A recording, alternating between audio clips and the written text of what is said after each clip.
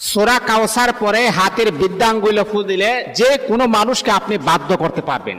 যে কোনো মানুষ আপনার বসে চলে আসবে। আপনার সন্তান কথা শুনে না, আপনি আপনার সন্তানকে বসে আনতে পারবেন। আপনার স্ত্রী কথা শুনে না, আপনি বিদেশের জমিনে আছেন, লক্ষ লক্ষ টাকা পয়সা ইনকাম করে আপনার স্ত্রীর অ্যাকাউন্টে পাঠাচ্ছেন, আর আপনার স্ত্রী এই টাকা পেয়ে পর পুরুষের সাথে কথা বলতে আছেন। আপনার স্ত্রীকে যদি আপনি বাধ্য করতে চান, তাহলে সূরা কাউসার পরে আপনি ফু দেন, দেখবেন ইনশাআল্লাহ আপনার স্ত্রী বাধ্য হয়ে যাবে। এখন আমলটা আপনারা কিভাবে করবেন?